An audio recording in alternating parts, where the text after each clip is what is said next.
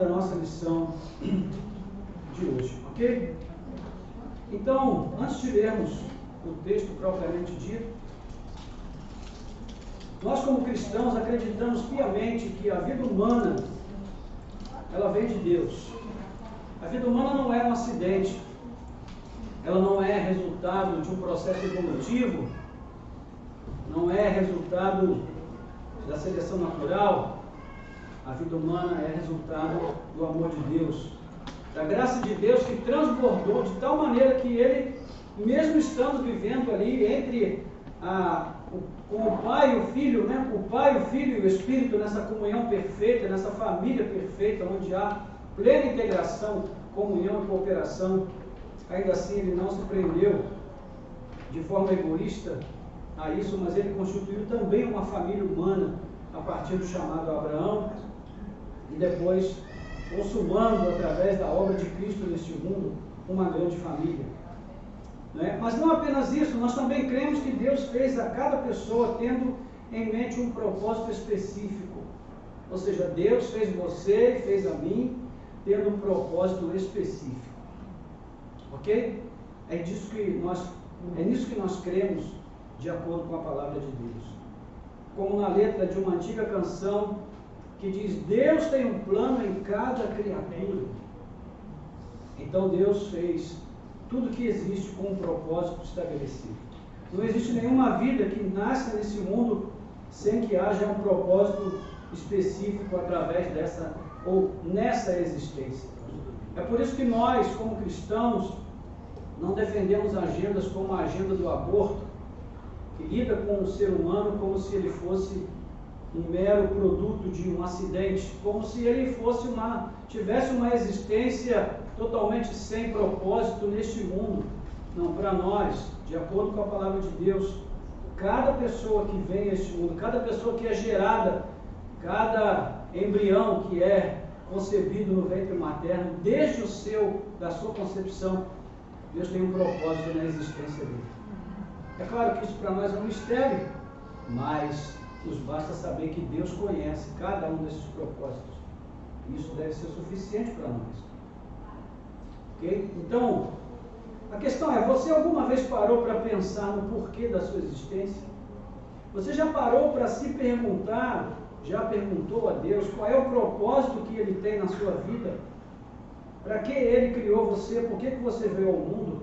Qual é a sua missão nesta vida? Porque todos nós temos uma missão, né?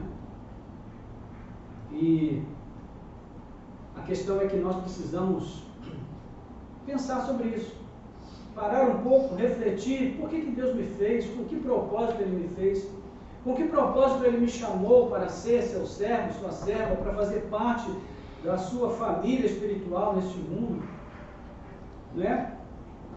Mas além disso, irmãos, como será que Jesus lidou com essa questão durante o tempo da sua existência terrena?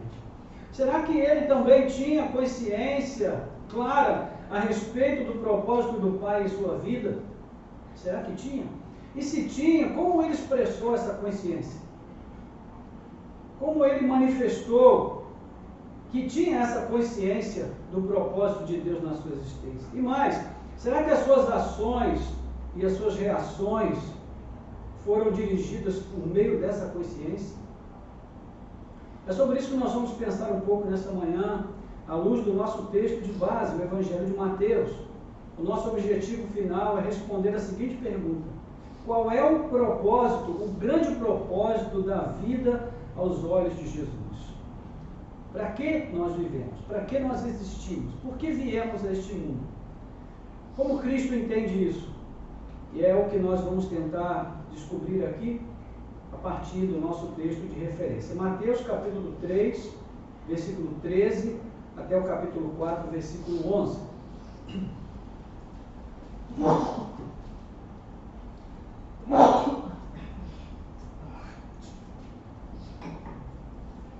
Diz assim a palavra de Deus: por esse tempo, Jesus foi da Galiléia para o Rio Jordão, a fim de que João o batizasse. João, porém, quis convencê-lo a mudar de ideia, dizendo: eu é que preciso ser batizado por você, e é você que vem a mim? Mas Jesus respondeu: deixe por enquanto, porque assim nos convém cumprir toda a justiça. Então ele concordou. Depois de batizado, Jesus logo saiu da água, e eis que os céus se abriram, e ele viu o Espírito de Deus descendo como pomba vindo sobre ele. E eis que uma voz do céu dizia: este é o meu Filho amado, em quem me agrado. A seguir, Jesus foi levado pelo Espírito ao deserto para ser tentado pelo diabo. E depois de jejuar 40 dias e 40 noites, teve fome. Então o tentador, aproximando-se, disse a Jesus: se você é o Filho de Deus, mande que estas pedras se transformem em pães. Jesus, porém, respondeu: está escrito, o ser humano não viverá só de pão, mas de toda a palavra que procede da boca de Deus. Então o diabo o levou à cidade santa e colocou sobre o pináculo do templo e disse: se você é o Filho de Deus, jogue-se daqui, porque está escrito, aos seus anjos ele dará ordens a seu respeito, e eles o sustentarão nas suas mãos para que você não tropece em alguma pedra. Jesus respondeu: também está escrito, não ponha à prova o Senhor seu Deus. O diabo ainda levou Jesus a um monte muito alto, mostrou-lhe todos os reinos do mundo e a glória deles, e disse: tudo isso lhe darei, se prostrado você me adorar. Então Jesus lhe ordenou: vá embora, Satanás, porque está escrito, adore o Senhor seu Deus e preste culto somente a Ele. Com isso, o diabo deixou Jesus, e eis que vieram anjos e o serviram. Amém. Vamos orar. Nosso Deus e Pai, graças te damos pela leitura da Tua Palavra. Obrigado pelo privilégio de termos, Senhor, ainda liberdade de culto, de poder te adorar, te bendizer, te exaltar na comunhão dos santos. Obrigado por termos a Bíblia em nossa língua materna, através da qual nós podemos entender a Tua vontade, o Teu propósito para cada um de nós. Que o Senhor agora nos revele nesta manhã as verdades que esse texto tem para cada um de nós. Que o Teu Espírito nos possa dar clareza de entendimento, que esta palavra possa encontrar lugar no mais profundo dos nossos corações, e ali haja uma terra boa para recebê-la como uma boa semente, a fim de que ela possa germinar e gerar frutos abundantes para a Tua glória e honra. Nós te pedimos com gratidão, em nome de Jesus. Amém. Amém, louvado seja Deus. Bom, a expectativa por um rei libertador escatológico já existia no judaísmo rabínico muito antes da escrita dos evangelhos, né? Quando falamos de um libertador escatológico, nós falamos de um libertador que viria na plenitude dos tempos, no final dos tempos, para cumprir os propósitos que Deus havia determinado na sua palavra no Antigo Testamento. Então, isso, em palavras mais simples, quer dizer basicamente duas coisas. Primeiro, que os judeus criam que a história humana segue um curso determinado por Deus. Ele tem um início, um meio e um fim, que Deus determinou e que seguirá, né? Esta história seguirá esse curso, porque Deus fará com que ela siga de acordo com o seu propósito. Segunda coisa importante é que no tempo final dessa história, Deus enviaria então esse libertador definitivo de Israel. E Mateus anuncia que é justamente Jesus, esse rei libertador esperado e desejado. Ele é que deveria chegar, esse ungido de Deus, esse Messias. Então Mateus também faz uma apresentação solene do início do ministério público de Jesus. E para cumprir a sua missão no mundo, ele se submete a uma preparação. Primeiro, ele é batizado. Depois, ele se põe a orar, e por fim, enquanto ele ora, os céus se abrem e o Espírito Santo vem sobre ele como um tipo de confirmação. E por fim, o mesmo céu aberto, né? Dali vem uma voz do Pai que diz: tu és o meu Filho amado, em ti me agrado. Depois desse momento, Jesus segue para a próxima etapa da sua preparação, que é o deserto da Judéia. Seria um tempo para meditar e orar a respeito da sua missão neste mundo. E ali o Cristo é guiado pelo Espírito, né? E é nesse deserto também que durante 40 dias ele vai travar uma luta espiritual contra o tentador. Nós vamos examinar aqui o texto, né, e ver que ele nos mostra as últimas 3 grandes tentações ao final desses 40 dias. Jesus está lutando com isso. E nós vamos ver aqui como Mateus vai mostrar isso para nós. E nós vamos encontrar pelo menos 4 verdades sobre Jesus que vão definir o restante do tempo da sua vida neste mundo. Essas 4 verdades são a base da nossa reflexão nesta manhã. E a primeira delas é a seguinte: para que Cristo veio ao mundo? Qual é a razão da sua existência? Então aqui nós já começamos a ver a resposta para a nossa pergunta inicial, né? Dos versos 13 ao 17. Então, o verso 13 diz que por esse tempo Jesus foi da Galileia para o Jordão, a fim de que João o batizasse. E nós vamos perceber que esse é um dos pouquíssimos registros dos momentos de Jesus com João Batista. Nós sabemos que eles eram primos, né? A narrativa de Lucas nos mostra isso, quando Maria foi visitar Isabel, que já estava com 6 meses de gravidez, e Maria estava grávida do Salvador. Então ali nós sabemos que acontece aquela situação em que, quando Maria saúda Isabel, Isabel de imediato reconhece em Maria a mãe do Salvador. O Senhor já havia revelado para Isabel essa verdade que estava oculta, né? Até mesmo do entendimento de Maria, porque Maria ainda estava assimilando tudo aquilo que havia sido dito pelo anjo. Então, naquele momento nós vemos essa relação familiar entre Jesus e João Batista. E embora eles tivessem essa afinidade, e também afinidade em relação ao teor da pregação de ambos, nós quase não temos relatos de convívio entre os dois. E, no entanto, cada momento registrado tem uma importância muito grande, né?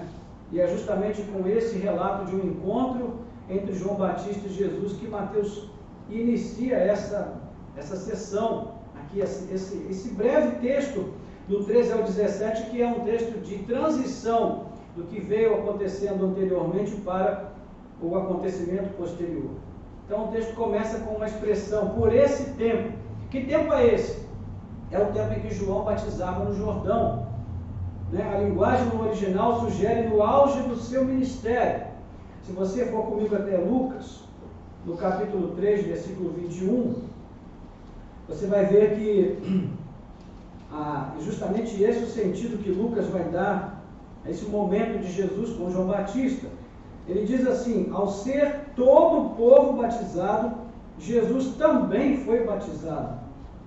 Ou seja, na visão de Lucas, quando Jesus vai a João Batista para ser batizado, João já havia batizado muita gente. Ou seja, já havia passado um tempo bem considerável, né, desde o início da pregação de João Batista. Ele já estava ali há bastante tempo batizando pessoas. E é nesse tempo, no auge do ministério de João, que Jesus chega para ser batizado também por ele. Então, o verso 14 diz que João, porém, quis convencê-lo a mudar de ideia. João, porém, quis convencê-lo a mudar de ideia, dizendo: eu é que preciso ser batizado por você, e você que vem a mim? Se existe algo que fica muito claro para nós diante da reação de João Batista, é que ele cria que Jesus era o Messias. Como já dissemos, não temos um relato muito amplo aqui do convívio dos dois, mas é possível especular, né, inclusive que Isabel tenha contado a João que o seu primo era o Salvador. Sim, é possível que isso tenha acontecido. Afinal, como já falamos, isso havia sido revelado a ela já na visita de Maria, ali em Lucas capítulo 1, 39 e 45, mas nós não cremos com base em especulações e sim em fatos bíblicos. E o fato bíblico que nós temos aqui é que João sabia quem era Jesus, ainda que precisasse de uma confirmação posterior, como nós veremos daqui a pouco. Então o questionamento de João era razoável. E era razoável pelo menos por 2 razões. Em primeiro lugar, porque todos aqueles que haviam sido batizados por João, eles receberam o batismo mediante confissão de pecados e arrependimento. Se você voltar aí no capítulo 3, você vai ver aí, na narrativa do próprio Mateus, né, que versículo 5 diz que então os moradores de Jerusalém, de toda a Judéia, de toda a região, em volta do Jordão, iam até ele, até onde ele estava, e confessando os seus pecados, eram batizados por ele no Rio Jordão. Então havia uma pressuposição ao batismo de que todos aqueles que iam para ser batizados eram pecadores, não é? E como é que Jesus podia se apresentar então para receber o batismo se ele não era o pecador, se ele não tinha pecados? Então essa é a primeira razão pela qual João questiona a intenção de Jesus de ser batizado por ele, não é? E para entender um pouquinho melhor o porquê dessa atitude de Jesus e dessa reação de João, que é uma reação lógica, nós precisamos da ajuda do autor aos Hebreus. Então vamos olhar um pouquinho lá na carta aos Hebreus, no capítulo 2, em primeiro lugar, capítulo 2, versículo 14 a 18, que diz aí: visto pois que os filhos têm participação comum de carne e sangue, também Jesus, igualmente, participou dessas coisas, para que por sua morte destruísse aquele que tem o poder da morte, a saber, o diabo, e livrasse todos os que pelo pavor da morte estavam sujeitos à escravidão por toda a vida. Pois ele evidentemente não socorre anjos, mas socorre a descendência de Abraão. Por isso mesmo era necessário que em todas as coisas ele se tornasse semelhante aos irmãos, para ser misericordioso e fiel sumo sacerdote nas coisas referentes a Deus e fazer propiciação pelos pecados do povo, pois naquilo que ele mesmo sofreu quando foi tentado, é poderoso para socorrer os que são tentados. Guarde essa informação, que justamente para destruir o poder daquele que tem o poder da morte, que é o diabo, era preciso que Jesus vivesse em plena fraqueza no meio dos seus irmãos. Guarde essa informação, porque ela vai ser importante daqui a pouco, mais à frente. Não é? Então, depois no capítulo 4, versículos 15 a 16, o mesmo autor aos Hebreus vai dizer que Jesus também foi constituído sumo sacerdote a partir do momento em que ele foi tentado em todas as coisas semelhantemente aos seus irmãos, e justamente por isso ele foi feito sumo sacerdote idôneo, ou seja, capaz de interceder por eles, tendo plena legitimidade também na sua intercessão. E no capítulo 5, versículos 7 a 9, o autor ainda vai dizer: ele, Jesus, nos dias da sua carne, tendo oferecido forte clamor e lágrimas, orações e súplicas a quem o podia livrar da morte, foi ouvido por causa da sua reverência. Embora fosse filho, aprendeu a obediência pelas coisas que sofreu, e tendo sido aperfeiçoado, tornou-se o autor da salvação eterna para todos os que lhe obedecem. E Deus o nomeou sumo sacerdote segundo a ordem de Melquisedeque. Então devemos ressaltar aqui duas coisas. Primeiro, a identificação. O batismo de Jesus, tanto quanto tudo o que ele viveu nos dias da sua existência terrena, teve como fim promover a sua identificação com aqueles a quem ele veio salvar. É muito interessante isso, não é, irmãos? Jesus, ele não se apresenta como um salvador de estranhos. Amém. Vou repetir, Jesus não se apresenta como um salvador de estranhos. Ele conhece, ele se envolve e se compromete com todos aqueles a quem ele veio salvar. Amém. Já parou para pensar nisso? Nós acabamos de sair agora de uma eleição, quer dizer, ainda não saímos, mas estamos saindo, né? De uma eleição muito conturbada. Mas é interessante, o que a gente observa é que a gente só conhece os candidatos na época da eleição, não é? Eles vêm, abraçam a gente, pegam as nossas crianças do colo, fazem cafuné nelas e fazem promessas, não é? e põe a mão na cabecinha das crianças ali na multidão, acena para todos. Esforçam-se para fazer aquele sorriso bem sincero, e é difícil, né? Sair um sorriso sincero. E depois que passa o período das eleições, o que acontece com eles? Eles desaparecem, eles somem. Eles não participam mais da nossa vida. Na verdade, nem quando eles vieram e chegaram perto de nós, eles estavam participando da nossa vida. O que eles estavam fazendo era apenas oferecer uma solução, entre aspas, para pessoas com as quais eles não queriam nenhum tipo de relacionamento e muito menos de envolvimento. Mas não é isso que Jesus faz. Quando Ele vem ao mundo para nos salvar, Ele vem como um de nós. Isso não é maravilhoso? Não é extraordinário, irmãos? Então não existe aquela coisa de asepsia. Jesus não vem ao mundo usando luvas. Jesus não veio ao mundo trazendo uma garrafinha de álcool gel. Ele vem ao mundo se contaminando com a nossa humanidade, embora jamais tenha se contaminado com o nosso pecado. Então, Ele se apresenta como um salvador daqueles a quem Ele conhece. Não é? São pessoas cujos rostos Ele vai continuar vendo, cuja existência continuará fazendo parte da sua própria existência. Ele conhece bem quem é e como vivem aqueles que Ele veio salvar. Ele conhece bem, Ele sabe. Ele conhece os seus sofrimentos, as suas angústias, os seus temores. Isso tudo faz parte da sua maneira de salvar. Porque Ele veio aqui e pisou nesse chão. Ele viveu neste mundo como nós vivemos. E mais, embora Ele jamais tenha cometido pecado, Ele tomou sobre si os nossos pecados. Não só os pecados que nós praticamos antes de conhecê-lo, mas os pecados que nós praticamos depois de conhecê-lo e até o dia da nossa morte. Ele tomou cada um desses pecados sobre si. Por isso Ele é um Salvador plenamente confiável, porque Ele é um de nós. Louvado seja Deus. A segunda coisa, além da identificação, é a legitimidade. Não é? Como nosso mediador junto ao Pai, nosso sumo sacerdote na glória celestial, Ele foi legitimado, né, e constituído justamente porque se tornou semelhante aos seus irmãos. Porque Ele mesmo foi tentado em todas as coisas que nós somos tentados. Então Ele é um representante legitimamente constituído junto ao Pai em nosso favor. Você sabe qual é a coisa mais difícil? Por exemplo, no momento em que nós estamos tentando consolar uma pessoa que perdeu um ente querido, a coisa mais difícil para nós é conseguirmos nos identificar com aquela pessoa se nós nunca perdemos ninguém. Entende isso?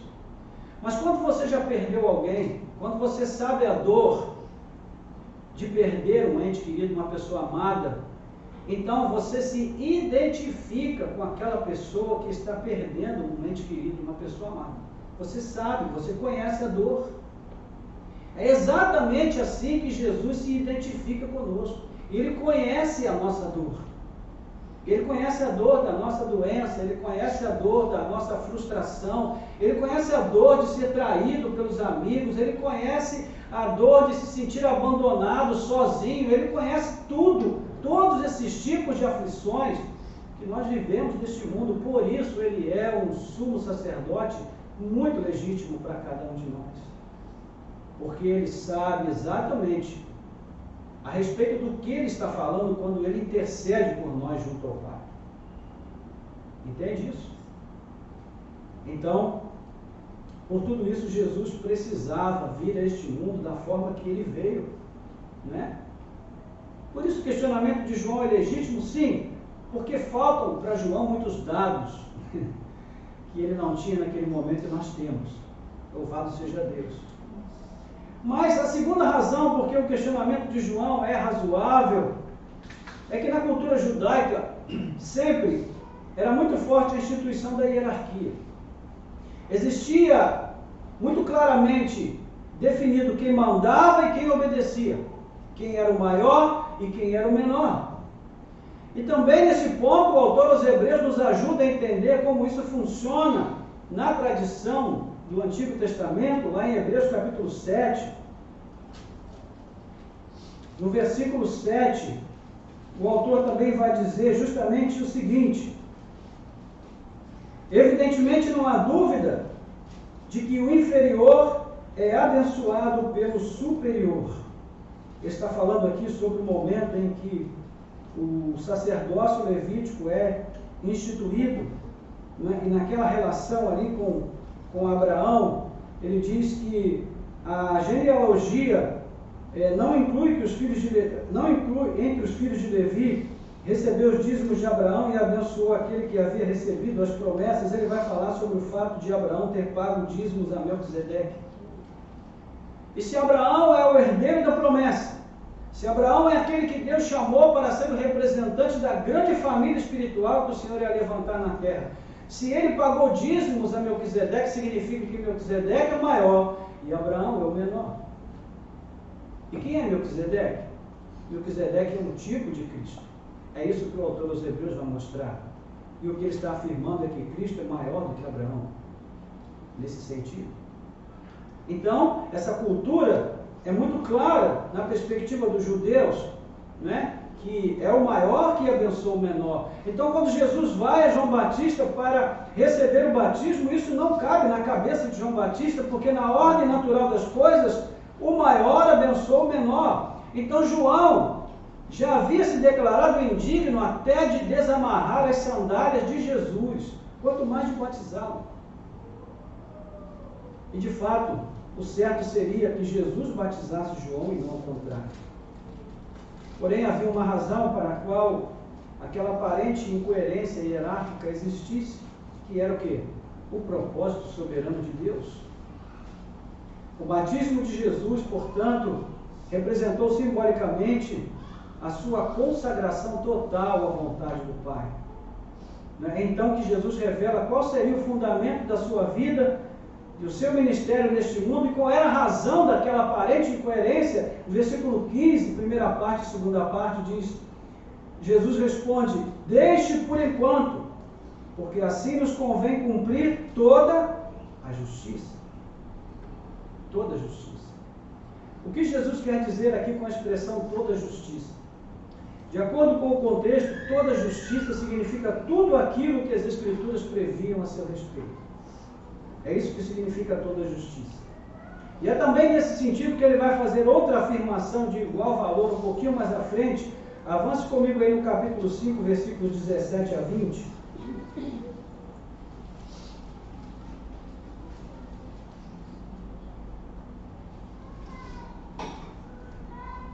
Diz assim: não pensem que eu vim revogar a lei ou os profetas. Não vim para revogar, mas para cumprir. Porque em verdade lhes digo, até que o céu e a terra passem, nenhum i ou um tio jamais passará da lei, até que tudo se cumpra. Aquele, pois, que desrespeitar um destes mandamentos, ainda que dos menores, e ensinar os outros a fazer o mesmo, será considerado mínimo no reino dos céus. Aquele, porém, que os observar e ensinar, esse será considerado grande no reino dos céus. Porque eu afirmo que, se a justiça de vocês não excederem muito a dos escribas e fariseus, jamais entrarão no reino dos céus.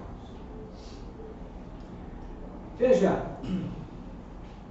o que Jesus quer dizer aqui, irmãos?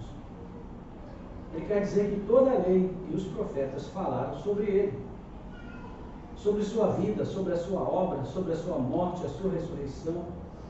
Então ele veio para tornar realidade tudo aquilo que estava previsto desde o passado, para ser a nossa justiça.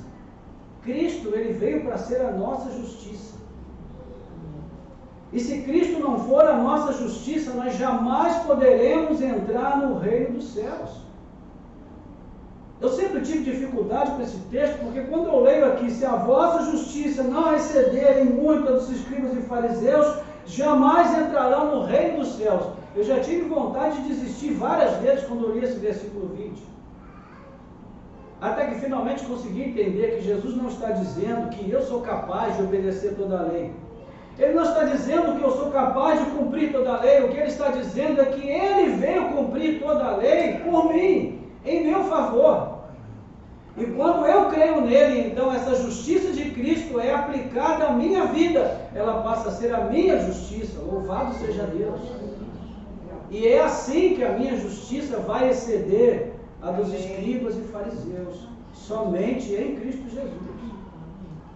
Ficou claro isso, irmãos? Eu já estou entrando na seara aqui do próximo que vai ministrar aqui a lição. Me desculpe aí, nem sei nem quem é, mas não vou entrar muito não, já vou sair. Então, eles criam, irmãos, os escribas e fariseus, eles criam e confiavam na sua justiça própria, na sua autojustificação. Não é? Então, se os escribas e fariseus confiavam em justiça própria, diferentemente, aqueles que creem em Cristo, eles creem e confiam tão somente na justiça de Cristo e nada mais. Nada mais. Ok? Então é sobre isso que ele está falando aqui, quando ele se refere a toda justiça. Quando ele diz a João que é importante que toda justiça se cumpra, ele está dizendo: João, deixa por enquanto. Você está certo em pensar que eu que devia te batizar, mas nesse momento é importante que o propósito de Deus se cumpra integralmente. É o mesmo que acontece lá quando Pedro corta a orelha do soldado. Pedro diz: olha, Senhor, ninguém vai te botar a mão. E ali naquele momento ele quer mostrar serviço, não é? E então Jesus diz: enfia a tua espada na bainha, porque se fosse este o propósito, neste momento eu poderia rogar ao Pai e ele enviaria mais de 12 legiões de anjos para lutar em meu favor. Não é? Mas se acontecesse isso, como a justiça do Pai, como a vontade do Pai, como as Escrituras se cumpririam. Então você percebe, nós já começamos a notar aqui que havia uma linha que conduzia a mente de Cristo o tempo todo. Que linha é essa, irmãos? Fazer a vontade do Pai. Fazer aquilo que Deus queria que fosse feito, embora ele pudesse se beneficiar de fazer o contrário. Mas ele não estava em busca do seu benefício, ele estava em busca da sua fidelidade à vontade de Deus. Esse é o ponto. Essa é a linha que está conduzindo aqui a mente de Cristo, os seus pensamentos, as suas intenções. É sobre isso que ele fala. E é aqui que nós começamos a ver a revelação sobre qual é o grande propósito da sua vida neste mundo. Ele veio aqui para viver de tal maneira a cumprir todo o propósito de Deus para a sua existência terrena. Este era o seu compromisso, este era o seu alimento, a sua grande meta na vida terrena. Portanto, Jesus não está falando sobre moralismo aqui, não. Ele está falando sobre o projeto redentivo do Pai através da sua vida e da sua obra. Amém, irmãos? Amém. Então temos aqui o firme fundamento da vida e da missão de Jesus no mundo, que é o quê? Cumprir todo o propósito de Deus para ele. Essa é a sua grande meta, é o seu grande propósito na vida, na sua existência terrena.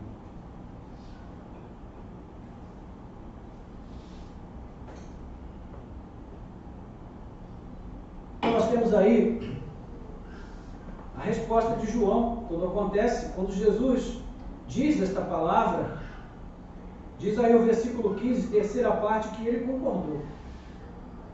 E depois de batizado, Jesus logo saiu da água, e eis que os céus se abriram, e ele viu o Espírito de Deus descendo como pomba vindo sobre ele, e eis que uma voz do céu dizia: este é o meu Filho amado, em quem me agrado. Ao ver que a questão envolvia um conhecimento muito maior que o seu, naquele momento, mesmo sem entender muito bem, João aceitou. Ele concorda. E assim foi feito. E naquele momento, o ministério de João chegou ao seu auge, ao seu momento máximo. A sua obra estava concluída.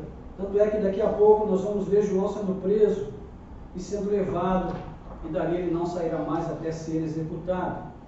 Mas quando Jesus sai da água, outro evento extraordinário acontece, uma cena de teofania digna, não é, de visões como de Ezequiel e de Daniel ano passado. E o que acontece neste momento aqui é um verdadeiro milagre, é um sinal divino, claro, da autenticação de Deus para Jesus como o verdadeiro Messias de Israel. Isso foi importante para Jesus. Por quê? Porque em sua forma humana ele precisava ter sobre si o Espírito Santo, para que ele pudesse fazer tudo aquilo que deveria ser feito, não é? Então veja, Lucas tem razão quando ele vai colocar ali no capítulo 4, na sua mesma narrativa paralela sobre Jesus, ele não declara que Jesus apenas foi levado pelo Espírito ao deserto, mas ele diz que Jesus, cheio do Espírito Santo, foi levado pelo Espírito ao deserto. Depois, no iníciozinho do capítulo 5, ele diz que Jesus, no poder do Espírito Santo, iniciou seu ministério na Galileia. Então, Lucas mostra como Jesus precisou dessa presença abundante do Espírito Santo na sua vida para que ele pudesse realizar a sua obra do ponto de vista humano da pessoa de Jesus.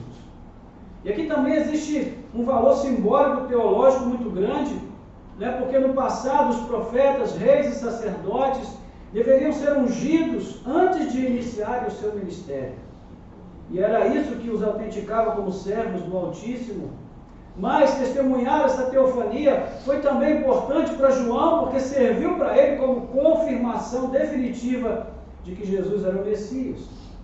Não está claro aqui no texto se mais pessoas além de Jesus viram o que ocorreu ou ouviram a voz de Deus.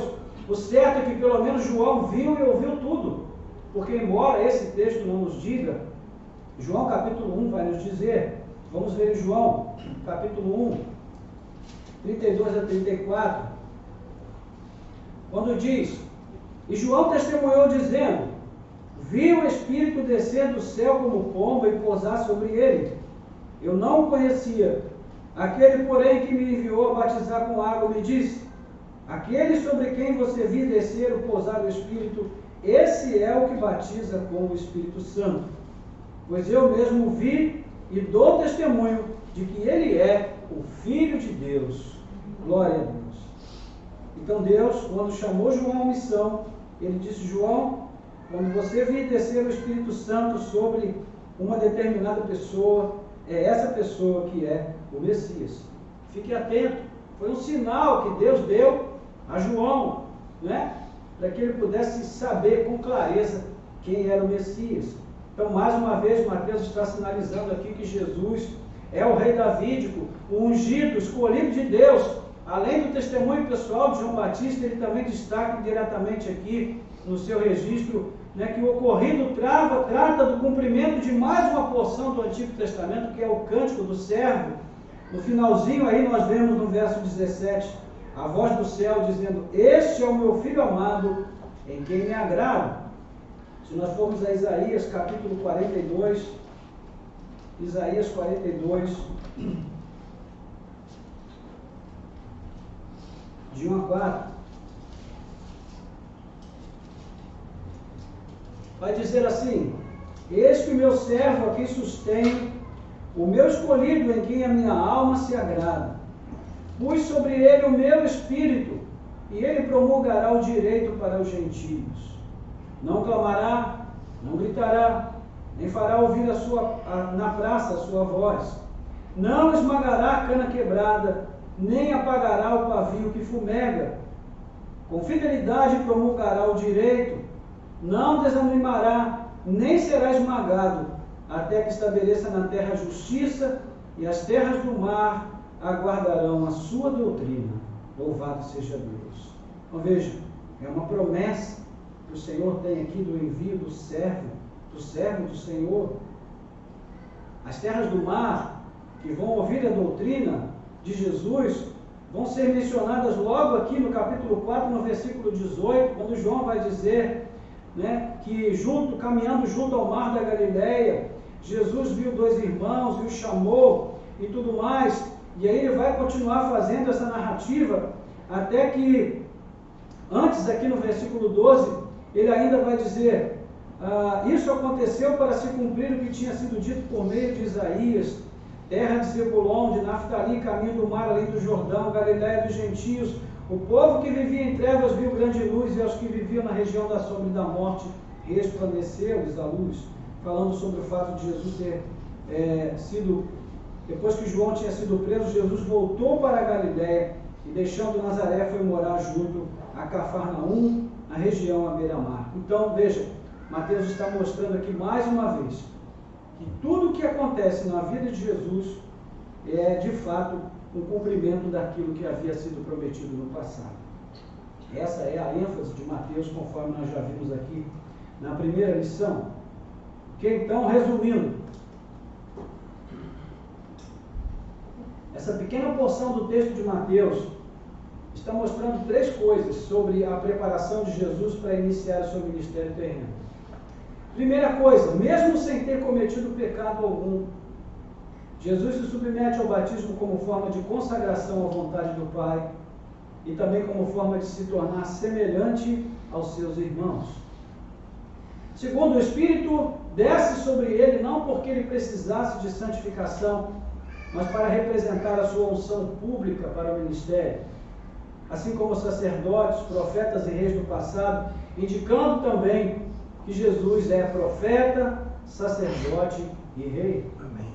E terceiro, que Jesus, no tocante à realeza, é aquele de quem fala a promessa feita a Davi, o descendente real cujo trono jamais teria fim, quando Deus diz: eu lhe serei por pai e ele lhe será por filho, segundo Samuel 7,14. Então já temos a resposta à primeira pergunta. Para que Jesus veio ao mundo? Ele veio para cumprir toda a justiça. Ele veio aqui para viver de tal maneira a obedecer todo o desígnio de Deus Pai para a sua vida. Era essa a sua razão de viver, a sua comida, o seu prazer e a sua alegria.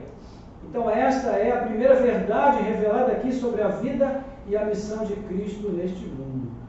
Ele veio aqui para cumprir todo o plano de Deus na sua existência. Muito bem, então a preparação de Jesus está quase concluída, mas ainda falta uma última etapa, que é o quê? O deserto. E aqui nós temos a segunda pergunta. Se a razão de viver de Jesus era cumprir todo o propósito de Deus Pai para ele, qual seria então a sua maior prioridade neste mundo? Qual seria a sua maior prioridade neste mundo?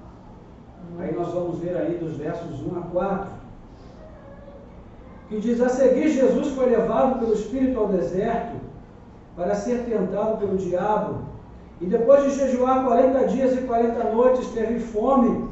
Então o tentador, aproximando-se, disse a Jesus: se você é o Filho de Deus, mande que estas pedras se transformem em pães.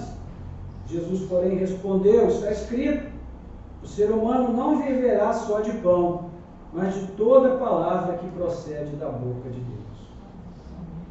O que acontece com uma pessoa que fica 40 dias e 40 noites em jejum? Ela perde muito da sua capacidade, do seu discernimento, porque a sua mente fica confusa. Ela perde a sua capacidade, o seu discernimento de fazer julgamentos precisos em relação a qualquer coisa. Ela sofre de confusão mental, tontura, fraqueza, uma limitação física terrível. E é nesse momento de maior limitação, de maior fraqueza de Jesus, que o diabo então vem para trazer as suas últimas 3 tentações. E conforme nós já mencionamos há pouco, para que ele pudesse socorrer os seus irmãos em suas próprias tentações, o Messias deveria se identificar com eles em tudo. Esse foi um tempo crucial, essencial para Jesus. Uma pergunta ecoava por todo o universo: que tipo de Messias ele seria? E tudo dependia de como ele iria sair daquele deserto. O deserto da Judéia era popularmente conhecido como a morada de demônios. Aproximadamente 25 quilômetros de arenito, privação e marasmo. E ao final de um longo período de jejum, como nós já mencionamos aqui, surge então aquele espectro sombrio ali que ostentava a glória de ter levado à queda o primeiro Adão. Ele era aquele que fazia tropeçar, né? O argumentador sagaz, ardiloso, extremamente convincente. E após tentar Jesus por 40 dias, então ele agora vem apresentar os seus argumentos finais, as 3 últimas tentações. Então a primeira tentação, versículos 1 a 3, nós vemos aí que ele vai tentar Jesus com a necessidade física, a necessidade do pão, que é uma necessidade legítima. Afinal de contas, todo mundo precisa de pão para viver.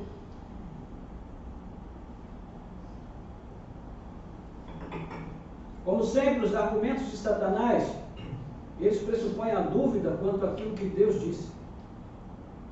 Ele diz: se és o Filho de Deus. Em outras palavras, foi isso mesmo que Deus disse? Que você é o Filho dele? O Filho amado, em quem ele tem prazer? Não era isso que Deus tinha acabado de dizer agora para Jesus? Então o diabo, ele vai fazer o quê? Ele vai pegar o que Deus diz para nós e vai torcer o que Deus disse, trazendo dúvidas sobre o que Deus disse. Então ele diz: se tu és o Filho de Deus. E o título, e o nome Filho de Deus aqui, é claro que quando a gente lembra disso, a gente também a nossa mente volta lá para Gênesis 3, não é? Quando Satanás vai chegar para Eva e vai dizer: foi isso mesmo que Deus disse? O argumento é o mesmo, a astúcia é a mesma. Então, o nome Filho de Deus é usado aqui não como filiação divina, mas como título do Messias, é um título messiânico, Filho de Deus.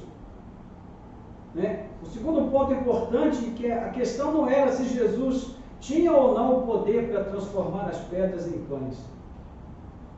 Ele sabia que tinha o poder e o diabo também sabia que ele tinha o poder. A questão é se ele faria a sua vontade em lugar de fazer a vontade do Pai, ou se ele se submeteria à vontade do Pai contra a sua necessidade. Esse era o ponto.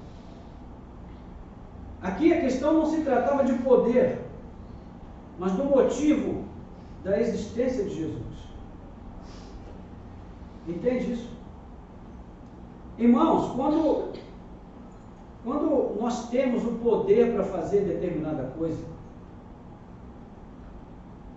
mas ao fazer isso nós vamos contrariar o que Deus disse, se nós temos o poder, aí sim nós somos tentados. E se não fazemos, nós vencemos a tentação. Agora, se nós não temos o poder de fazer determinada coisa e não fazemos, não foi necessariamente porque nós vencemos a tentação, mas porque simplesmente não tínhamos o poder para fazer. Entende o que eu quero dizer? A limitação que nós vivemos neste mundo, muitas vezes, ela nos resguarda de pecar contra Deus. Não é? A falta de dinheiro, a falta de termos recursos sobrando. Há pessoas que têm pouco recurso para viver. E às vezes Deus não permite que essas pessoas tenham mais, porque se elas se tornarem ricas, se elas tiverem mais, elas se tornarão arrogantes e elas vão esquecer de Deus. Não é essa a preocupação do sábio lá de Provérbios capítulo 30, quando ele diz: Senhor, não permita que eu tenha riqueza, porque se eu enriquecer eu posso me esquecer de Ti. Então ele está dizendo aqui, ele está falando para nós, Mateus está falando para nós de algo que Jesus podia fazer. Ele tinha o poder para transformar as pedras em pães. Mas ele escolheu não fazer isso. Será que Jesus iria escolher o conforto, o bem-estar? Ele fugiria da sua vocação como servo sofredor? Ele focaria em sua necessidade imediata? Pensaria apenas em si, sem consequências, sem levar em conta as consequências? Não. Ele deveria manter unidas as suas duas naturezas. Porque veja, o que o diabo está fazendo aqui é jogar a natureza humana de Jesus contra a sua natureza divina. Uma contra a outra. Ele está dizendo: não sofra por conta da sua condição humana. Use o seu poder divino para acabar com esse sofrimento. Então, ele deveria manter unidas essas duas naturezas. Como Deus, ele deveria seguir o plano determinado pela palavra de Deus. E como homem, ele deveria suportar o sofrimento e a angústia da privação. Se ele tivesse usado o poder divino para se livrar da privação da carne, ele teria condenado toda a carne à perdição eterna. Já parou para pensar nisso? Quando Jesus resiste ali a não transformar as pedras em pães, ele não está vencendo apenas por si mesmo. Ele está vencendo por você e por mim. Ele está vencendo por nós. Quando nós somos tentados, nós podemos olhar para essa tentação de Jesus e agir da mesma maneira que ele agiu. Deixando de lado o poder de fazer, questionando, né, as sugestões do diabo e entendendo que muitas vezes justamente o fato de nós termos o poder para fazer é que torna a tentação uma tentação legítima. E a maneira de vencê-la é abrindo mão do poder que temos em nome da obediência ao propósito maior que Deus tem para nós. Então é assim que Jesus responde ao tentador, como Adão deveria ter feito lá atrás, com a palavra de Deus. Então ele vai até Deuteronômio, capítulo 8. Vamos ver aí, Deuteronômio, capítulo 8. É assim que ele vai responder a Satanás.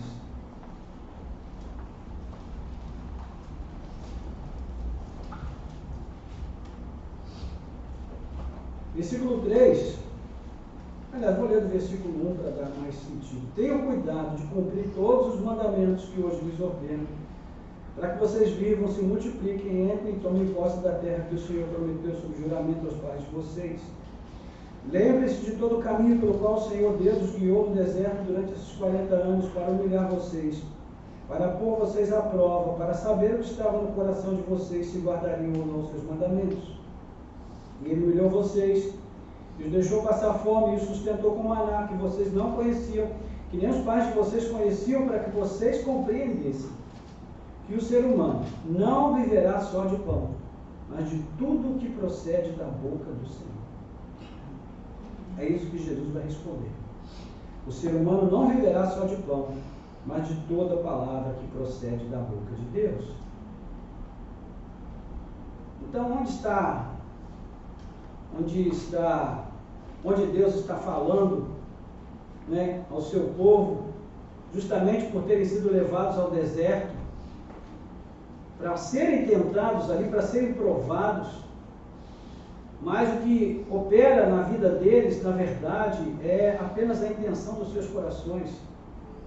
E essas intenções seriam reveladas justamente por aquela provação, manifestadas ali, não é? Se obedeceriam a Deus, se buscariam a sua vontade, e nós sabemos o que aconteceu. Por causa do pão, eles murmuravam e blasfemavam, e diziam: ah, que saudade daquela vida boa do Egito, onde nós sabemos que eles eram escravos. E eu pergunto a você, irmãos, quantas vezes nós também somos tentados a voltar para o nosso Egito, porque nós somos provados, e então nós pensamos: poxa, como era boa aquela vida no Egito, mesmo que a gente saiba que a vida não era boa, porque nós éramos escravos. Já falamos aqui várias vezes que Israel como nação era chamado pelo próprio Deus de seu filho. Portanto, podemos dizer que assim como Adão, Israel como filho também falhou no deserto. Mas com Jesus é diferente. Ele não cairia no deserto por desobediência a Deus. O propósito do Pai, a sua vocação, é a sua missão. Então a palavra do Pai é a sua palavra. É assim que ele responde a Satanás: não só de pão viverá o homem, mas de toda palavra que procede da boca de Deus. Essa foi a resposta ao tentador: eu vou viver da palavra de Deus.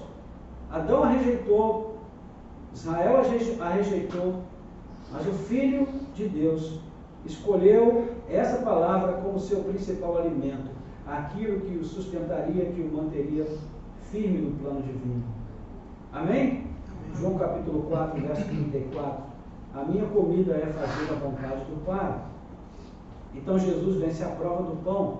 Ele supera o desejo ansioso de satisfação imediata. Ele prefere esperar a vontade do Pai, a vontade de Deus, e celebrar depois. O autor aos Hebreus vai dizer isso no capítulo 12, quando ele diz que Jesus, olhando para a recompensa vindoura, ele trocou as alegrias temporárias deste mundo pela verdadeira alegria de cumprir o seu propósito diante de Deus. Então, como é que Jesus vence a prova, irmãos? Ele vence pelo firme propósito de viver segundo a palavra de Deus. Então, para ele, agir neste mundo, ou reagir de acordo com a palavra de Deus, era mais importante até do que saciar a sua necessidade física. Entende isso? Ontem nós estávamos assistindo uma série, e num dos episódios da série, um personagem, ele é chantageado por um presidiário, porque a filha desse personagem havia sido sequestrada, e o presidiário fica sabendo acidentalmente onde a filha dele está. Então o presidiário liga para ele e diz: olha, se você der um jeito de me tirar da cadeia, eu te digo onde a sua filha está. E o que é que ele faz? Ele sai dali desesperado e vai procurar de todos os meios e por todos os modos tirar o presidiário da cadeia. Porque a grande necessidade que ele sente naquele momento é de resolver o seu problema. Ainda que ele tirasse um criminoso da cadeia. Não parece uma história que a gente conhece, irmãos? Né? Onde o propósito, onde os fins justificam os meios. Não parece? E aí, numa fração de segundos, depois que ele é confrontado por alguém, ele tem a oportunidade de pensar melhor. E ele, num primeiro momento, se levanta, pega aquele papel que já estava tudo resolvido ali para o presidiário assinar e sair da cadeia. Então ele pega aquele papel e ameaça destruí-lo, desistir, porque ele é impulsionado a fazer o que é certo. Mas depois, o tentador lá na vida do presidiário diz algumas frases para ele, e aí ele se convence de que ele tem que fazer aquilo. E ele volta e ele faz o que não devia ter sido feito. Por quê? Porque ele quer atender a sua necessidade, em detrimento de fazer aquilo que é certo. Percebe a diferença? Então, irmãos, muitas vezes, na vida nós também somos tentados entre fazer aquilo que queremos, aquilo que nos agrada, aquilo que atende à nossa necessidade imediata, ou fazer aquilo que nós devemos fazer porque sabemos que essa é a vontade de Deus. É uma luta grande, porque vencer a nossa vontade é um grande desafio. Então, por que Israel caiu no deserto? Porque Israel priorizou o pão. E por que Jesus venceu no deserto? Porque ele priorizou a palavra de Deus. Se ele tinha como único grande propósito em sua vida cumprir toda a justiça, toda a vontade de Deus, onde é que esta vontade estava revelada? Na palavra de Deus. Pois bem, então, a grande prioridade na vida de Jesus seria a primazia da palavra de Deus nos seus pensamentos, nas suas ações e nas suas palavras. Nós temos aí a resposta à segunda questão. Qual é a prioridade de Jesus na vida? Viver a palavra de Deus. Obedecê-la como pensamento, como ação, como palavra, como reação a este mundo. E nós seguimos para a terceira e última tentação de Jesus, de acordo com a segunda tentação de Jesus, né, que é exposta aqui por Mateus, que também é a nossa terceira verdade, que seria determinar qual é a meta, qual é o alvo do Filho de Deus neste mundo. É a autoafirmação ou a obediência? Versículo 5 a 7 diz assim: então o diabo levou Jesus à cidade santa, colocou sobre o pináculo do templo e disse: se você é o Filho de Deus, jogue-se daqui, porque está escrito: aos seus anjos ele dará ordens a seu respeito, e eles o sustentarão nas suas mãos para que você não tropece em alguma pedra. Jesus respondeu: também está escrito: não põe à prova o Senhor, seu Deus. Então chegamos à segunda tentação, de acordo com Mateus. Satanás tem uma nova oferta para Jesus. Dessa vez, ele usa a palavra de Deus para tentar Jesus. Primeiro ele usou a necessidade, agora ele usa a própria palavra de Deus. Veja como ele é maligno e extremamente perspicaz. Uma vez que Jesus deixou claro que a palavra de Deus é a sua prioridade, o que é que o tentador faz? Ele vai usar a palavra de Deus. Percebe? Ele propõe a tentação com base na própria palavra de Deus. Olha o grau de astúcia, a sutileza da armadilha. Né? Essa é uma das armas prediletas do diabo, né? Como a sua oferta tentadora, usar a palavra de Deus, aplicando um sentido diferente daquele que Deus propôs para ela, não é? Justamente para enganar, para iludir, para ludibriar. Não foi isso que ele fez com o primeiro casal também? E aí a importância de se ler a Bíblia sob a ótica correta, irmãos. Às vezes o diabo usa a própria Bíblia para nos fazer tropeçar naquilo que a Bíblia diz. O pináculo era a parte mais alta do templo, ficava aproximadamente 140 metros acima do vale de Cedron. Qual seria a proposta de Satanás? Ele diz: atira-te daqui abaixo, faça uma prova com Deus. Se ele for mesmo seu pai, ele vai livrar você. Pense bem, pense bem. O pai está querendo que você cumpra uma missão. É uma missão vicária, sacrificial. Você vai entregar a sua vida pelos seus irmãos. Então você precisa de uma prova. Você precisa estar seguro de que o Pai realmente está com você e que você vai conseguir levar essa missão até o final. Então ele diz: peça uma prova para o Pai, peça um sinal. Se ele for mesmo seu Pai, ele vai livrar você. Ou seja, ele está dizendo a Jesus: peça ao Pai que lhe mostre alguma coisa para que você tenha certeza. Já que ele lhe deu essa missão tão dura de salvar os homens, então que ele mostre a você que ele pode salvar o seu próprio filho quando for necessário. De que o seu filho está seguro nas suas mãos, de que pode confiar nele. Ou seja, há coerência nessas palavras do diabo? Aparentemente sim. E é exatamente uma promessa de livramento que está prevista na Bíblia que ele está usando aqui para tentar Jesus. Veja comigo aí Salmo 91, 11 e 12.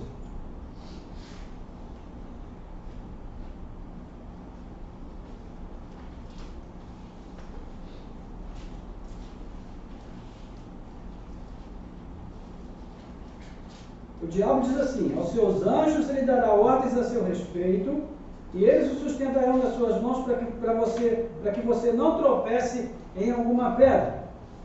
Então vamos ver o que diz Salmo 91, versículos 11 e 12. Porque a seus anjos ele dará ordens a seu respeito, para que guardem você em todos os seus caminhos, e eles o sustentarão nas suas mãos para que você não tropece em alguma pedra. Tem alguma coisa diferente aí, irmãos? Do que o diabo disse no que está escrito no Salmo 91? Questão de prova, hein? Tem alguma coisa diferente ou não? Olha aí os cristãos de Bereia. O que está diferente? Ele esquece do outro versículo, né? Hein? Ele não fala do outro versículo também, né? Não, é porque aqui ele guarda o caminho, né? Essa parte do caminho Satanás não usa. Quando essa parte de para que guardem você em todos os caminhos, o diabo não fala, né? Ele só usa a primeira parte. Está percebendo como é que funciona o negócio? Isso daqui não é necessariamente uma mentira, irmãos. É uma falácia. É uma mentira com cara de verdade, porque ela tem um pouquinho da verdade. Sabe aqueles filmes que diz assim, inspirado em fatos reais? Aí tem uma cena que tem relação com o fato real, o resto é tudo ficção.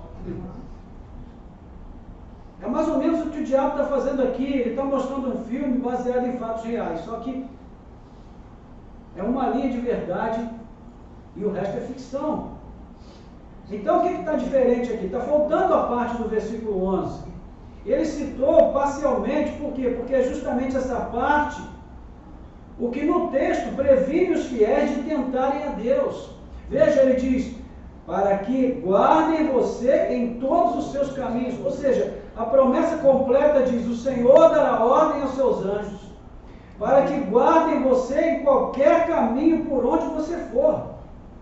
O que é que está pressuposto aqui, irmãos? A confiança em obediência daquele que espera ser guardado. É uma relação de troca. Eu obedeço a Deus e Ele promete me guardar por todo o caminho por onde eu andar. Amém. Então o pressuposto aqui é a obediência. E como é que Jesus pode obedecer a Deus cedendo à tentação do diabo? Não tem como isso acontecer. É incoerente. Então o que o diabo faz? Ele omite essa parte e destaca apenas aquilo que aparentemente significa livramento de qualquer perigo ou sofrimento. Ou seja, se Deus falhar em me livrar do perigo do sofrimento, então Ele talvez não seja tão confiável assim.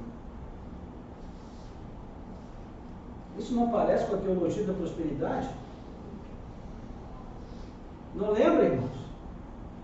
Olha, se você for o filho de Deus, você não vai ficar doente, não vai passar aperto, não vai ficar sem grana, não vai sofrer, porque Deus não quer que você sofra. Jesus morreu na cruz para você ser feliz neste mundo. É a vitória.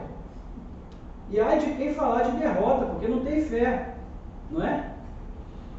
Então, você pode observar que talvez o criador da teologia da prosperidade não tenha sido Deus, mas foi o outro, que tentou Jesus justamente com essa teologia da prosperidade. Olha, se você é o filho de Deus, manda ver, porque tudo vai dar certo. Você vai pular daqui, você vai flutuar no ar e o povo vai explodir quando vê isso. Vão te aplaudir, vão jogar tudo para cima, vão quebrar tudo e você vai ser o rei desse povo e a sua vida vai ser de vento em pouco.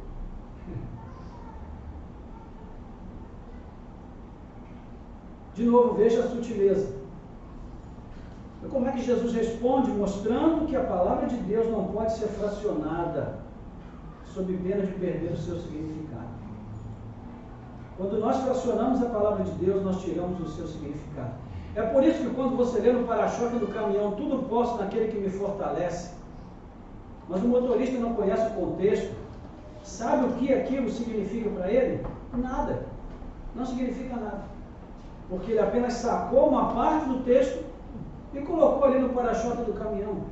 Mas isso não quer dizer que Deus seja o Senhor da sua vida, que Cristo seja o Senhor e Salvador da sua vida. Não, não significa isso. Porque ele pegou apenas uma fração da palavra.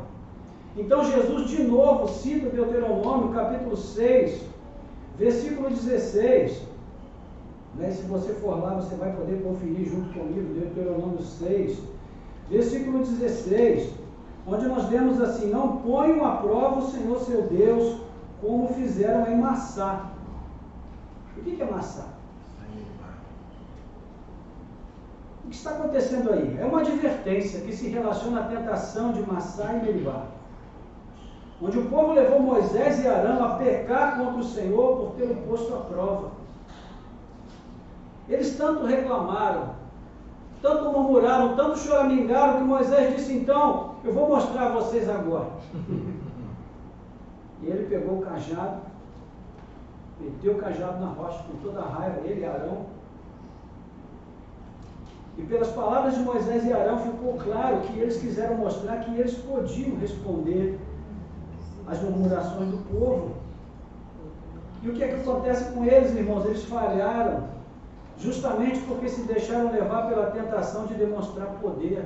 Eles cederam à pressão provocada pela desconfiança do povo em relação à fidelidade de Deus. A questão ali não era entre Moisés e o povo, era entre o povo e Deus. Moisés não tinha nada que se meter naquela situação. Ele tinha que ficar na dele e dizer: olha, vocês resolvam com ele lá, porque ele que é o dono de tudo, ele que determina tudo. Moisés não entrou na terra por causa disso. Arão também não desfrutou de uma vida abençoada e longeva na terra prometida, porque ambos caíram nessa armadilha. Jesus não iria seguir o mesmo caminho, ele não falharia, porque ele mostra que a palavra de Deus só é autenticada quando ela leva em conta todo o conselho de Deus e não apenas uma parte, não apenas um versículo, ou um capítulo, ou um livro da Bíblia, não. A salvação dos homens seria operada a partir de todo o conselho de Deus, por um caminho de simplicidade, de humildade, um caminho humilhante, dia a dia por meio da fé, da obediência à vontade do Pai, de uma jornada terrena árdua, de um Messias que iria salvar o homem pisando no mesmo pó contaminado pelo pecado. Contudo, por onde ele ia passar, ele levaria graça, perdão, esperança, salvação, e não exibicionismo ou ostentação. Porque foi assim que o Pai determinou. O nosso Salvador é um Messias pobre. Não porque a pobreza fosse virtude, mas porque, naquele contexto, a pobreza seria o caminho próprio para o Messias que viria salvar um povo que amava a ostentação e o exibicionismo. Então nós temos a resposta à terceira pergunta: qual seria a meta de Jesus em sua vida terrena? A autoafirmação ou a obediência? A obediência. A obediência a quê? A um versículo? Não. Ao Salmo 91? Não. A todo o conselho de Deus revelado em sua palavra. Amém? E aqui nós chegamos à quarta e última verdade e à terceira e última tentação. Qual era então a grande paixão de Jesus na vida? Buscar a glória de Deus ou a glória dos homens? Versículos 8 a 10, e aqui nós vamos concluir. Diz aí o texto: o diabo ainda levou a um monte muito alto, mostrando-lhe todos os reinos do mundo e a glória deles, e disse: tudo isso lhe darei, se prostrado você me adorar. Então Jesus lhe ordenou: vai embora, Satanás, porque está escrito: adore o Senhor seu Deus e preste culto somente a Ele. Com isto o diabo deixou Jesus, e eis que vieram os anjos e o serviram. O que o diabo fez aqui com Jesus é o que ele faz constantemente com os homens deste mundo. Ele chega para eles e diz: olha, tudo isso eu te dou se você me adorar. E os homens estão, via de regra, dispostos a adorar o diabo, se com isso eles conquistarem aquilo que eles almejam com a sua ambição. Então nós chegamos aqui ao último ponto. Depois de ter falhado em fazer Jesus tropeçar nas duas primeiras tentações, Satanás tem uma última estratégia: iludir a Jesus com a sedução da glória terrena. Então, a questão aqui é a ambição. Qual é a oferta do tentador? As glórias deste mundo. A gente pode conjecturar que é um mundo caído, sim, mas ainda assim, em termos de vida terrena, trata-se de uma oferta muito generosa. Imagine você ter toda a glória deste mundo. Imagine você ter o poder de comandar superpotências como a China, como os Estados Unidos, como a Rússia, ter tudo isso sob o seu comando, você ser capaz de administrar toda a riqueza deste mundo, todas as glórias que existem nessa terra. Imagine isso. É isso que foi oferecido para Jesus, por uma única condição: que ele se prostrasse e adorasse a Satanás.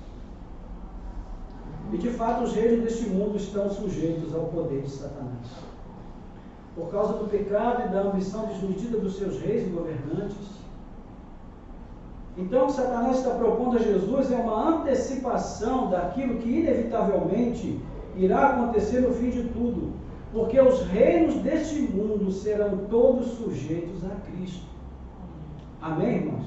Amém. 1 Coríntios capítulo 15, versículo 20 a 28, o apóstolo Paulo diz que nesse momento Cristo já reina, e ele está reinando através da sua igreja no mundo e aguardando até que o último inimigo seja posto por estrado dos seus pés. Isso vai acontecer. Amém. Já foi determinado por Deus, não é uma possibilidade, é uma certeza, irmãos. Apocalipse capítulo 11, versículo 15, naquele cântico maravilhoso, quando a trombeta toca, diz que então o reino desse mundo e todo o seu poder são de Cristo e de Deus.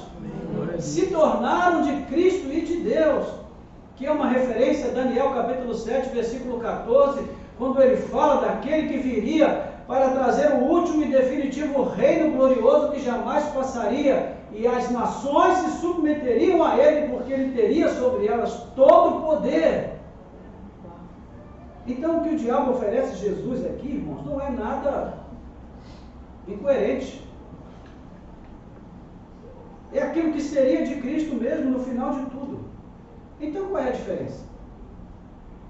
A diferença é que Satanás quer antecipar. Ele não quer que Jesus siga o plano até o final. Ele não quer que Jesus cumpra toda a justiça. Sabe por quê? Porque isso envolveria um caminho de grande humilhação, de sofrimento e renúncia. Mas você se lembra que eu disse lá no início, guarde essa informação sobre Hebreus.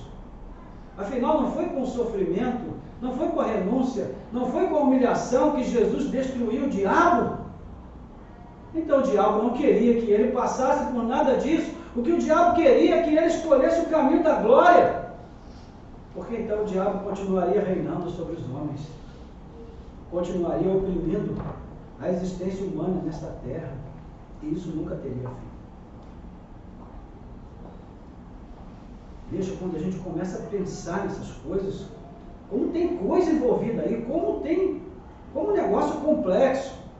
E a gente nem sempre para pensar nisso, né? Então o que Satanás está propondo a Jesus é uma antecipação. Ele está dizendo, olha, eu posso te dar a glória sem que você precise sofrer. Este não seria o único momento em que essa tentação se apresentaria a Jesus. Em vários momentos ele iria passar por isso e teria que rechaçar essa ideia. E João capítulo 6, versículo 15 diz que a multidão correu e queria fazer dele um rei. Mas diz que ele escapou e fugiu dessa tentação. Observe que tudo aqui gira em torno do imediatismo, né? O pão agora, o poder e a autoafirmação agora, as glórias agora. E o que é que a Bíblia ensina para os fiéis? Que nós estamos vivendo no já, mas no ainda não. Então, irmãos, o que é que vai determinar o curso da nossa vida? É o agora? Ou é a glória que nos espera no final do caminho? Se nós quisermos agora, basta a gente prestar culto a Satanás. Mas se nós quisermos a verdadeira glória imperecível, a verdadeira glória, então nós teremos que seguir o caminho que Cristo seguiu. Não é? Amém. Veja, Israel havia caído muitas vezes no passado nessa mesma tentação. Procurou alcançar a glória longe do propósito de Deus, fazendo alianças políticas, alianças com os ímpios, aliança com os falsos deuses. Isso não havia mudado mesmo nos dias de Jesus. Então aquilo que o tentador oferecia a Jesus era exatamente o que o povo escolhido iria pedir a Jesus, que fizesse, solução imediata. Solução imediata. Mas Jesus já havia feito a sua escolha. E aqui eu vou concluir.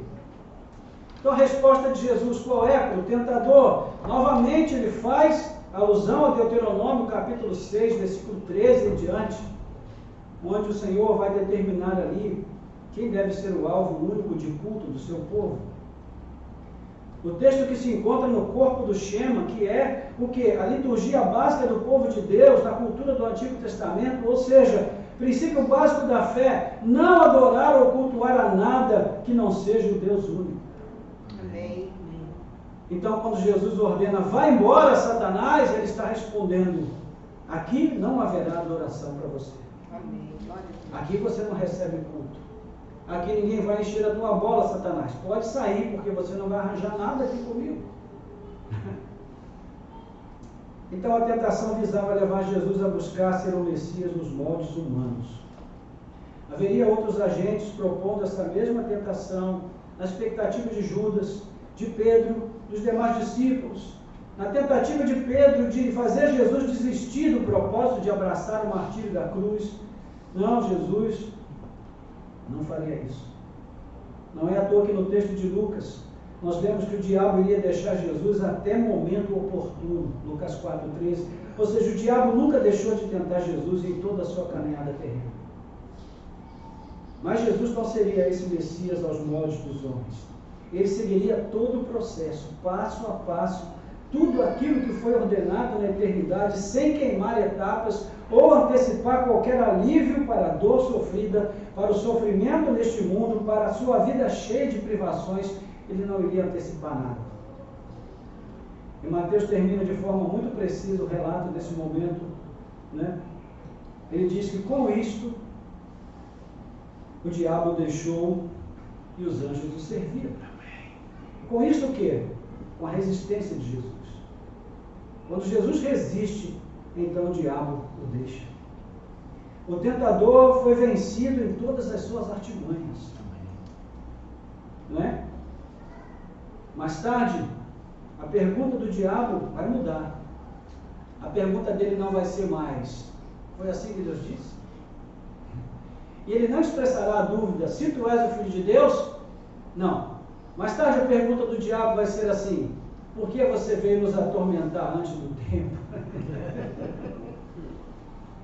E por que ele faz essa pergunta? Porque agora Jesus triunfou sobre o mal. Amém. Glória a Deus. Antes da cruz, quando ele faz a sua escolha, ele triunfa sobre todo o mal. Amém. Louvado seja Deus. E no fim os anjos o serviram.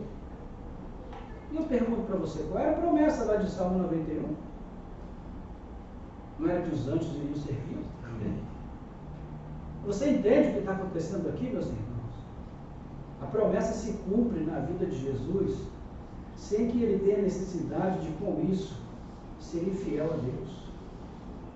Percebe?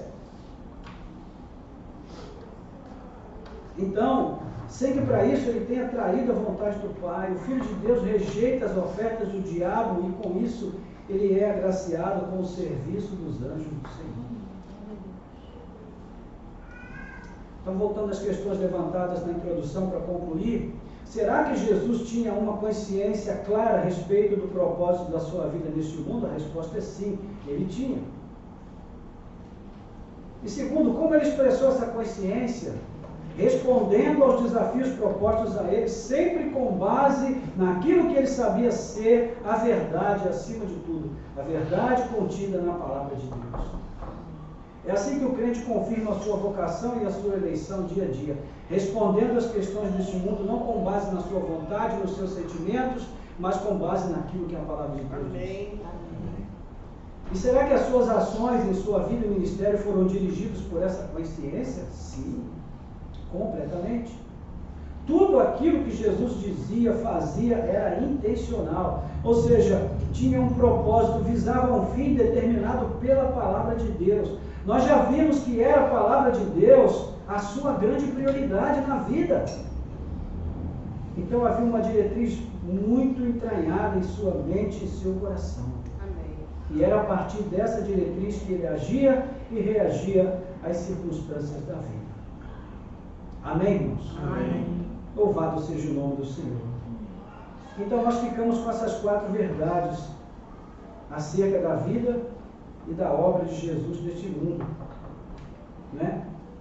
A primeira verdade é que o seu alimento, aquilo que lhe mantinha, aquilo que lhe sustentava, né? A razão de ser da sua existência era cumprir toda a justiça de Deus, toda a vontade de Deus. E eu pergunto para você já a título de aplicação, essa é também o seu objetivo, a razão de ser da sua existência? Você vive comprometido em cumprir toda a vontade de Deus na sua vida, custe o que custar? A vontade de Deus é mais importante para você do que o atendimento das necessidades imediatas, do que a necessidade do pão, da água, do conforto, de todas as outras necessidades que nós temos? Segundo, a segunda verdade acerca da vida e da obra de Cristo nesse mundo é que a sua maior prioridade não era o pão, era a palavra. Então, quando ele é tentado em relação à necessidade do pão, ele sente, claro, ele está ali com 40 dias de jejum, de privação. Ele sente, evidentemente. Mas mesmo tendo tanta dificuldade, estando tão abatido do ponto de vista físico e mental, ele ainda tem lucidez suficiente para responder não ao diabo. E ele prefere se submeter à angústia, ao abatimento, à privação de não ter o pão, do que se entregar e se render à vontade de Satanás. Amém. Ele não quer soluções fáceis, ele quer a vontade de Deus. Esse é o ponto. Ele não quer soluções fáceis, ele quer a vontade de Deus. Eu pergunto para você, é isso que vale também na sua vida? O que é mais importante para você, a solução mais fácil ou a solução que se amolda à vontade de Deus, à palavra de Deus para você? O terceiro ponto, a terceira verdade é a respeito da meta de Jesus neste mundo, do seu alvo, a autoafirmação ou a obediência. O que é que nós temos procurado, irmãos, como cristãos neste mundo? Nós temos procurado a autoafirmação ou a obediência. Nós temos procurado nos autoafirmar como pessoas, como vencedores, né? Ou nós estamos procurando nos reafirmar como servos de Deus, como servos da sua vontade. E quarto e último, que é a quarta e última verdade, né, tem a ver com essa questão da ambição. Qual é a nossa grande paixão na vida? Buscar a glória de Deus ou a glória dos homens? Existe hoje no meio evangélico os coaches espirituais, né, que nos oferecem a possibilidade de nós sermos bem-sucedidos neste mundo. Existem cursos no exterior para você aprender a ganhar dinheiro, se tornar um crente rico. E muita gente paga uma grana para poder fazer esses cursos.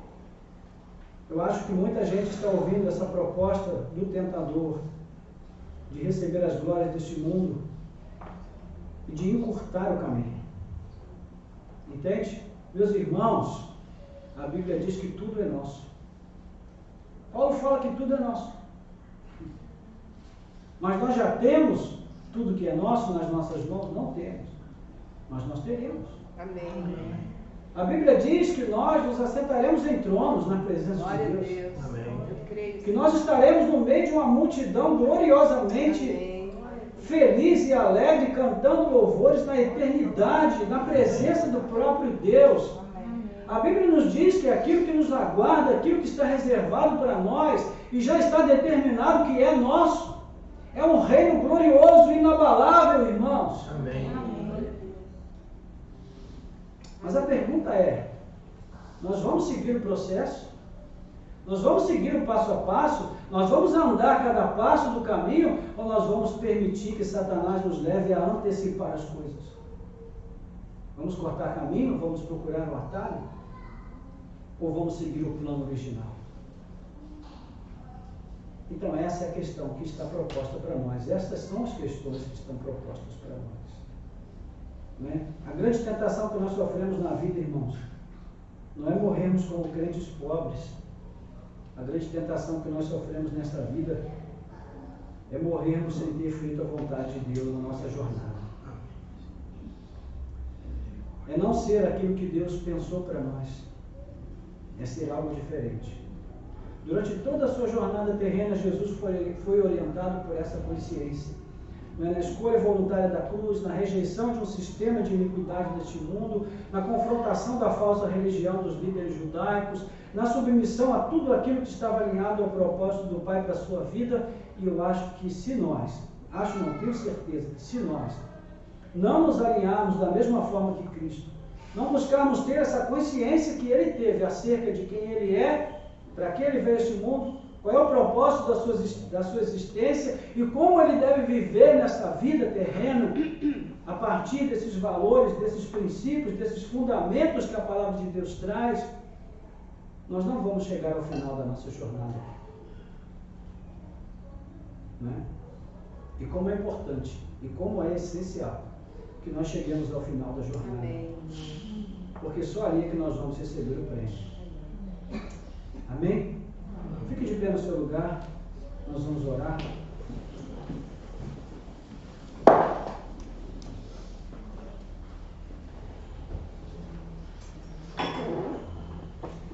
Glória a Deus. Nosso Deus e Pai, nós te damos graças por esta manhã, por esse tempo de aprendizado à luz da Tua Palavra. Senhor, nós te glorificamos.